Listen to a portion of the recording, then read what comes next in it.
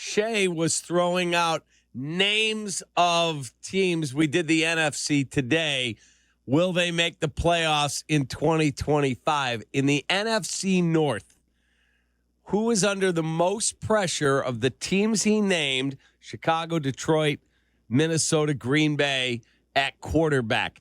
I believe the most pressure on the quarterback in the division is on Jordan Love. He's been paid to be a star. His team better perform. Who would you give it to? Yeah, I think that's fair. Yeah, I mean, I like we know what Jared Goff is, I think. Obviously very accomplished quarterback. He's been to a conference title game with two different teams. I think AJ McCarthy, there's pressure on him, but I think he gets a little grace because he's a first-year starter, right? And Caleb, I think, you're just looking for progress, where with Jordan Love, it's sort of go time now, right? And, like the other guys in his class have been under a lot of scrutiny. I think, Joe Burrow has clearly been the best of the group. But you start to see and hear the pressure on Justin Herbert as the Chargers quarterback. And obviously there's been a lot of pressure on Tua as well. And all four of those guys are paid now, which is a little bit of an anomaly that you'd have every quarterback in a draft class, in the first round, every first round quarterback in a draft class get to a big second contract. But yeah, I mean, I think this is probably right around when going into year 6, you would want your young quarterback to be kind of a force multiplier and be the sort of player that can kind of lift people up. And so, we'll see what happens with, that receiver group. But I think you want to see more out of your young receivers, whether it's Romeo Doubs, Christian Watson's coming off an injury, Dontavian Wicks, Jaden Reed, now Matthew Golden coming in. Yeah, I would agree. I would say this is when you're starting to look for some more consistency from Jordan Love, and if you don't get it, then I think he probably is criticized in a way that he hasn't been yet. Albert, with Jair Alexander being cut by the Packers, I know they could not come to an agreement, and I know he's had some share of injuries. I just wonder, would you rather just have a healthy Alexander that could still get the job done, or would you just go with youth because you have inexperience back there at the cornerback position if you're the Packers at this point, don't you? Yeah, you do. But I think part of it was I can think back to my early years covering the league, and I remember when the Dolphins got rid of Jason Taylor. And it seemed like a weird move at the time because he could still play. But, Parcells was there, and they had this thing where they called guys as they got older progress stoppers, right? And so what do you mean by that? Well, Jason Taylor had been injured a little bit, and then, there were guys behind him that were ready to play, but they weren't really getting the chance. So, you didn't know if Taylor was going to be available week to week, and then there's a guy behind him who really hasn't had the chance to prove himself. Well, the guy behind him was Cam Wake, who wound up being a really, really good player. Yeah. And so, I think it's one of those situations with Jair Alexander where he still can really play, and he's not that old. He's still only 28, but can you count on him to be there on a week-to-week basis? And he only played in 7 games last year, only played in 7 games the year before. So at some point, you look at, and the Packers wanted him back on a reduced deal, but at some point it's you have to get the younger guys ready to go. You have to be in a position to play the younger guys. And so that's sort of where the Packers are right now. And they had a couple guys there, and both him and Eric Stokes, that, you couldn't be sure what you were going to get week to week. And, now you sort of wipe the slate clean and you pull the Band-Aid off and you see what you got. So on one side, by the way, you get the rookie Nate Hobbs, and the other one is Keyshawn Nixon. So it'll be different in the secondary. Yeah, and Nixon, the one thing about Nixon, at the very least, he's played a lot of football. You know what I mean? Now, I know a lot of it's in the return game, but you at least have the ability to say, okay, we've at least seen him out there a bunch, and he's at least the speed of the game is not going to be a problem for him. In terms of looking at how this whole playoff thing will shake out in 2025, Do you think the Washington Commanders take a step forward or a step back? Man, those teams in the NFC East don't have an easy draw. Like they're playing the NFC North and the AFC West. So, I think for every one of those teams, it's a gauntlet. I think because of that schedule draw, you could look at it and say, is that division going to get even a second team in the playoffs? You know what I mean? So, or like last year, the Eagles and the Commanders sailed in. It's going to be a tougher road to hoe, I think, this year. So yeah, I mean, I would say the Commanders could be in a position where it's like they have fewer wins, but they've actually made some progress. There are some things that they're going to have to deal with too that they didn't have to deal with last year, and that like now you've got a full year of tape on Jaden Daniels. Now you got a full year of tape on Cliff Kingsbury. You're going to have different ways to attack that team, and so I think the Commanders are still going to be a good team, but 12 wins in a conference title game is a pretty high bar when you're facing the schedule that they're facing. So they'll be an interesting one to watch for sure. In terms of looking at you got no TJ Watt going to Steelers minicamp. My guy Aaron is there. They've got Trey Hendrickson not going to be at minicamp for the Cincinnati Bengals. And then there was unclear whether Micah Parsons would practice. He is at the facility, Shea just told us. Any of these guys start next season on another team?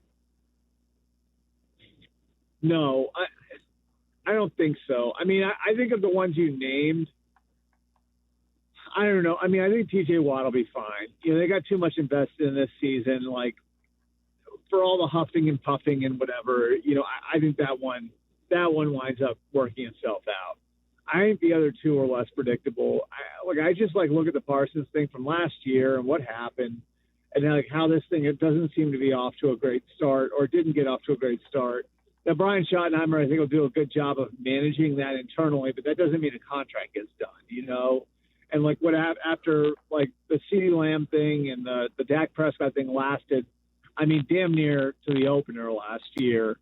I think that one is pretty unpredictable, and not to mention Micah Parsons, he isn't the right way to put this, isn't exactly the most popular person in that building.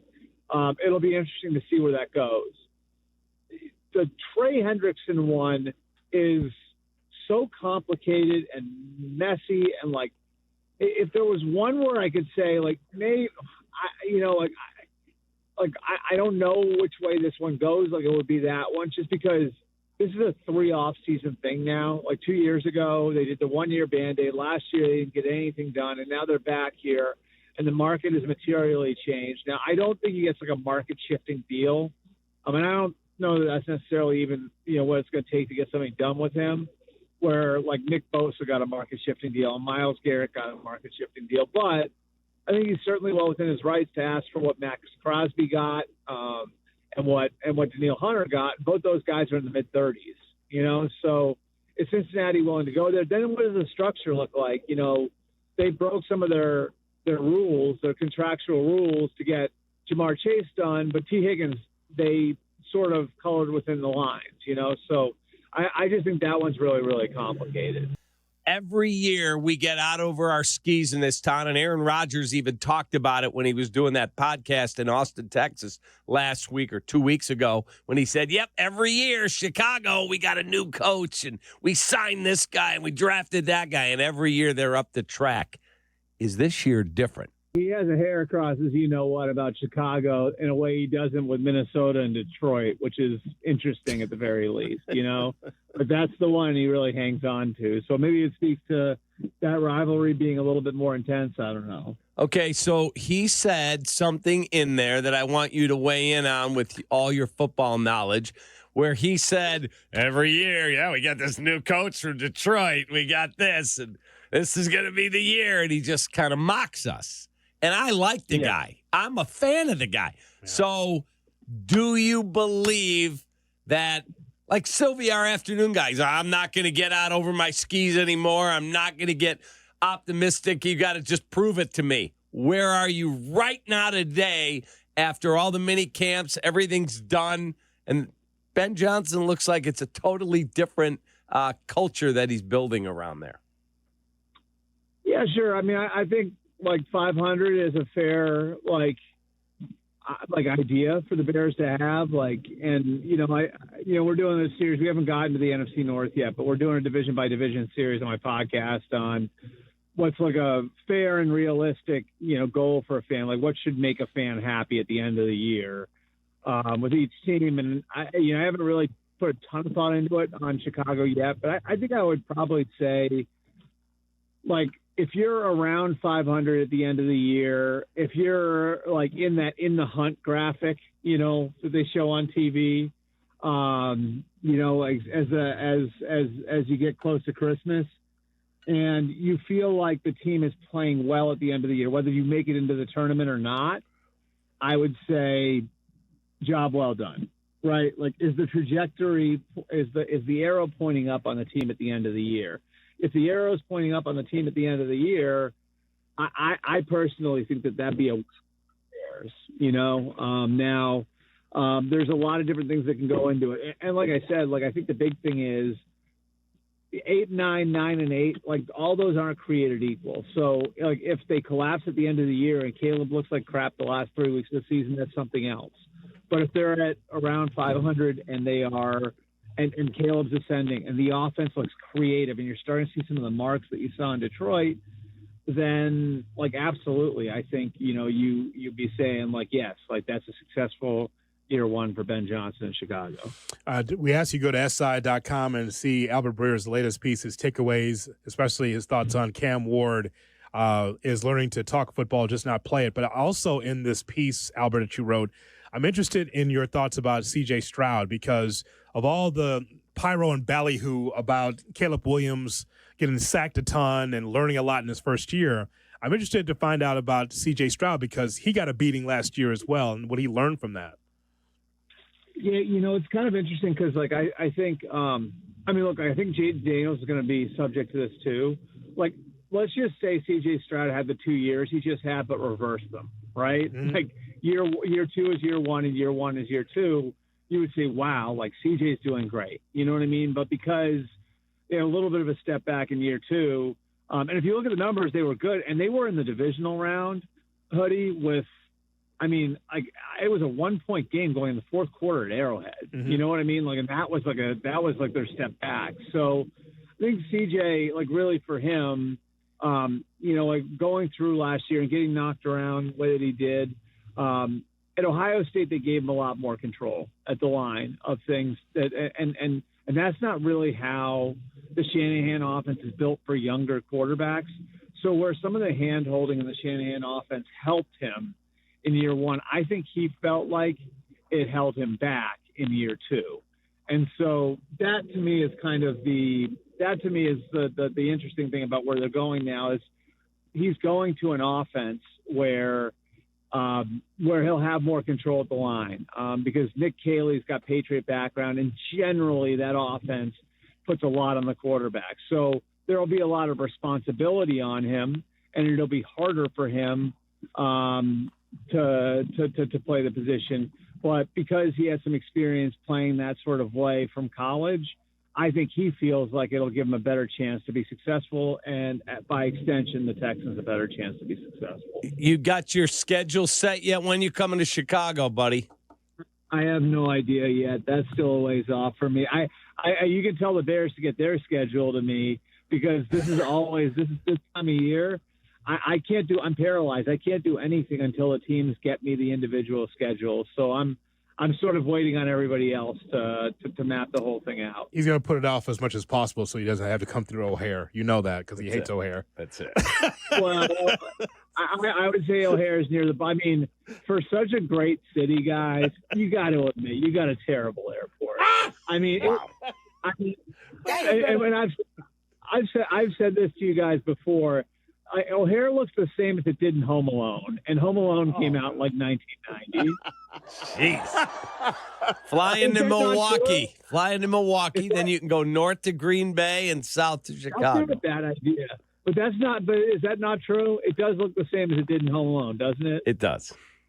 100%. Yeah, all right. Hey, man, All right. have a great rest of your day. We appreciate you. All right. Thanks, guys. See ya. There he is. Albert Breer on the Yingling Hotline.